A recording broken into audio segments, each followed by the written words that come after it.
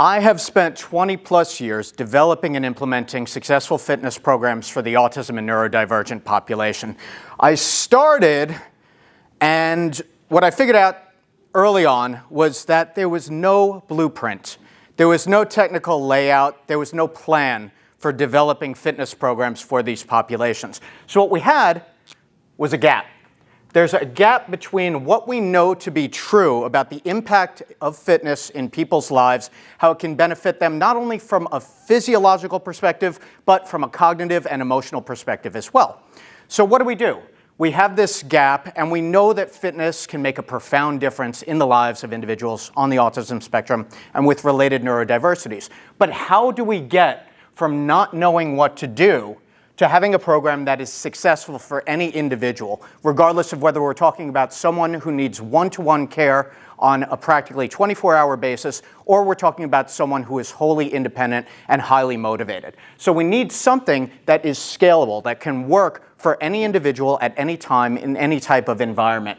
So we're not just looking at the physical. So we start here. With the physical, we're talking about what exercises are we going to implement? What is going to make the difference in developing strength and motor planning and better movement patterns that's going to generalize to activities of daily living? Because if we're not generalizing, and if it's not showing up in other places, then we're not doing our job as coaches, as practitioners, as trainers, as parents who are implementing this program.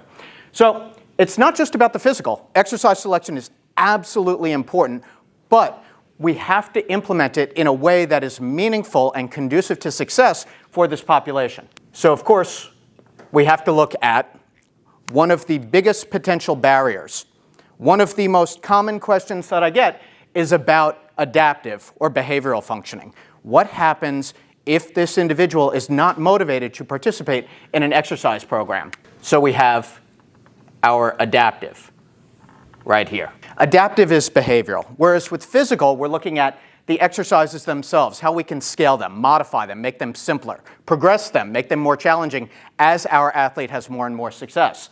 Adaptive, we're looking at the behavioral considerations.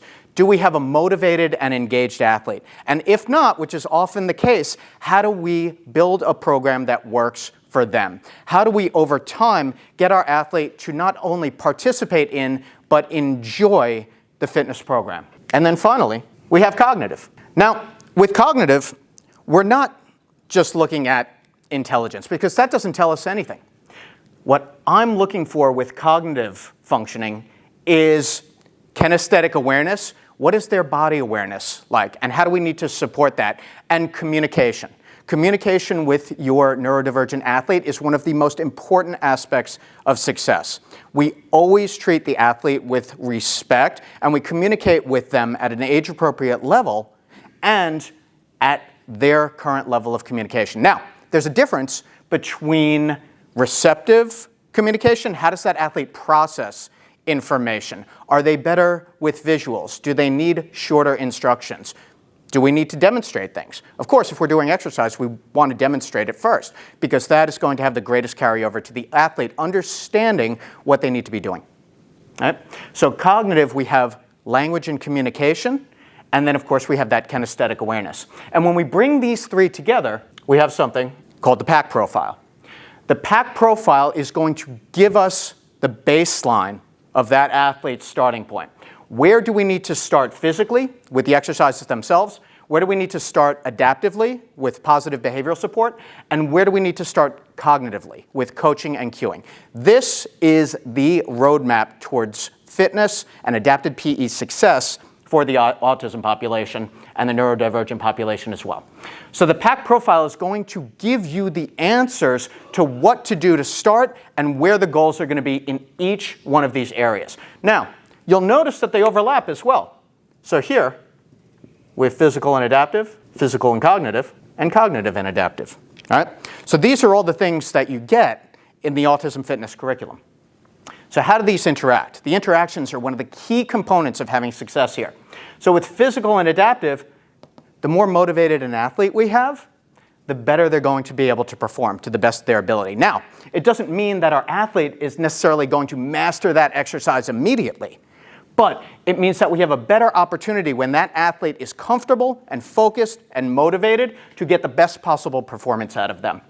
Now we go to physical and cognitive. From a physical perspective, the more an individual understands what the expectation is for doing that squat or that press or that sandbag carry, these real-life functional exercises, the more they understand that, the better performance we're going to see. And the better we are equipped to communicate what the expectation is, again, the better outcome we're going to have.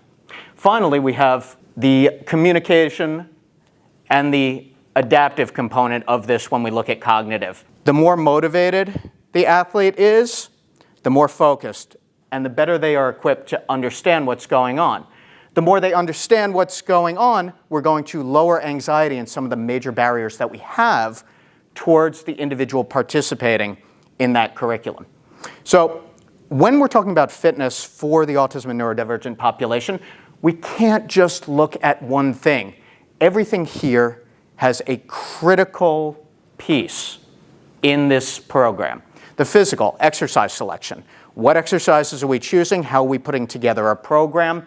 And at what level is the athlete able to safely and strongly participate in this program? That's going to give us our program design. Adaptively, how motivated and engaged is this athlete in the program? That's going to give us how we're going to provide the best possible positive support environment for that individual. And cognitively, how do we communicate with our athlete as an individual so that they understand and so that we can support their movement so that we have the greatest outcome possible? When we bring all these three together, then we can not only have a starting point, but we can set goals that will leave a meaningful impact for these individuals. Now, here's the thing about fitness. It's not often prioritized in the lives of individuals on the autism spectrum. However, if we look across the lifespan, what are some of the challenges that we're going to see into adulthood? We're going to see challenges with independence. We're going to see challenges with daily movement skills, activities of daily living. These are all the things for which fitness has a pivotal role in the lives of any human being. And when we prioritize fitness, then we have to decide how we're going to implement it. The PAC profile is the roadmap. So when we implement things looking at each one of these areas of capability, that roadmap materializes and we're able to implement a program, whether for individuals or groups, that is going to bring truly meaningful fitness to these populations. So if you're interested in learning more or you're interested in becoming an Autism Fitness Certified Pro, right here, autismfitness.com. You can register today. I'm Eric Chessen, founder of Autism Fitness. Thank you.